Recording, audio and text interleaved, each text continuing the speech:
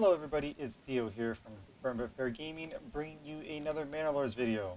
Today we are going over the essentials of farming, so we'll be providing you with some general information as well as some tips and tricks to help you gain some early success into your farming ventures. So without further ado, let's jump into it. So let's first go over how farming actually works. So if we hover over the bottom right, we can see the different seasons in the year. So the real important thing here is the harvesting, plowing, and sowing of crops. So that happens in the autumn season from September to November. So it means that if you have a crop existing, your workers need to be able to harvest that all off the fields before they start plowing and then sowing the crops. And they got to get that done before December, because once the winter months happens, then they will not be able to do anything until the following March. And you want that to be completed to have the maximum yield. So we have to plan accordingly for that, and we have to figure out how much land can one family, for example, actually handle for both harvesting and then plowing and sowing. So the answer to that is, in case you're curious, is 1 Morgan. So just in case you're wondering how that looks, so if we go to our actual farming here, and if I go to farming and go to plot down a field, when you throw it down, you can see it has like zero point 0.0 Morgans, and now we're up to zero point 0.2 Morgans, zero point 0.4, and then if you drag it out there, there's 0.9, and so like that's not exactly a perfect square, but that would be 1 Morgan, and that's about as much land as a family can both harvest and sow from what I've found. So when I'm looking at my actual land here, so this is zero point 0.2, zero point 0.1, another 0.1, 0.2, 0.2, so there we got 2, 4, 6, 8, 9, and 10. So that was my 1 Morgan that I was experimenting that they were able to plant. And then these areas here, they weren't actually able to plant until the following March, which means they're going to have a lower yield. A good thing to do when you are plopping down your field, as you can see here, I have it chopped up into smaller sections.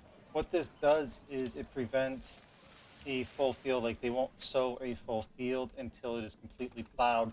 So they will get this done early or quicker, which then means they'll sow it and move on to the next and next. And it's a better way of guaranteeing that you'll get at least some output of your crops throughout the year or through the winter months, because of course if they don't get it done, then they won't plant until March, and then you'll have a crippled harvest for that year. So by doing the smaller plots, you're able to more guarantee that they'll be able to get it done in time and harvest it as well and sowed in a proper amount of time before winter and the rollover into the next year. It is very important to turn on crop rotation. As you can see, the fertility decreases over the year as you harvest. So by swapping into even using the follow so that it regenerates, or even into other types, it is going to increase the productivity of that field in the long run. And of course, eventually you could even get into the tech for the advanced fertilization, for where you can put sheep or on top of it, and it will help revitalize it even faster. During the winter months is when your farmers will take the items from your generic storage and pantry and deliver them to the granary as well as the storehouse to be processed by the windmill for the wheat so that it can create flour for your oven. Additionally, if you are growing flax, it'll be delivered and then turned into like linen for your clothing makers. And then if you have barley, it'll eventually, you can make it into the malt and it'll eventually end up in your taverns, which you can then serve to your people to unlock your tier 3 Burgess plot. It's important to note that if you do plop down a new field during the late season and they don't get to it, or even if you throw it down net new into a year, so here we are in March, which is generally, not a planting or harvesting time, they do go out and they try to plant and sow, but the issue will be that the output of this will be substantially lower than if you actually got a full output.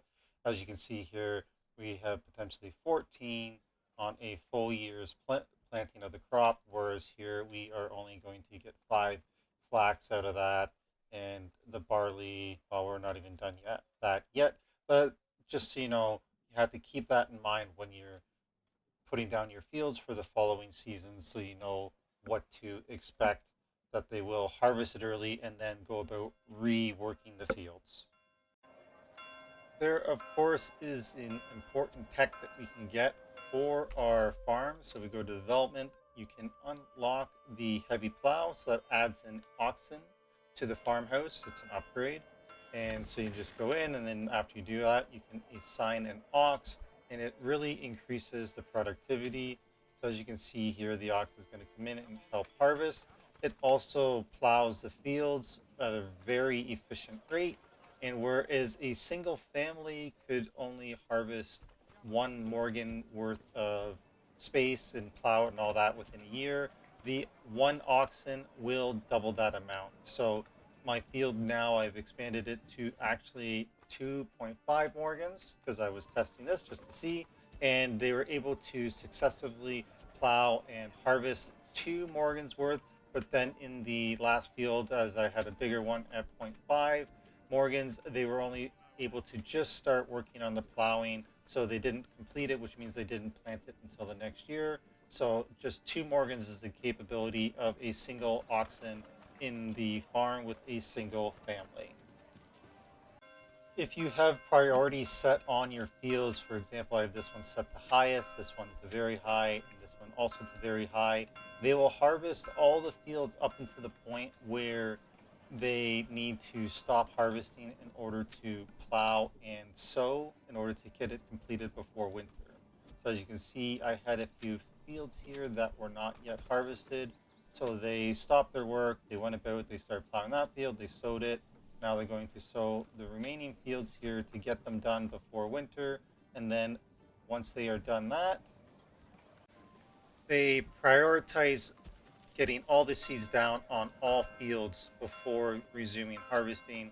So they had finished plowing and sowing these fields, and then they went over and sowed these ones, and then they harvested this one, but then winter came around and they managed to get it plowed and sowed, but they have not yet resumed harvesting the other fields, which means that it probably won't happen until the spring.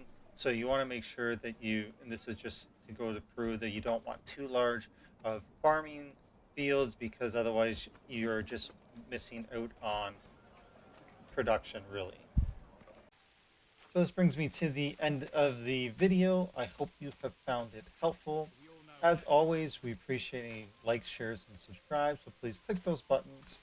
And until next time, I hope you're enjoying Manor Lords, and I hope you all the farming success that you are looking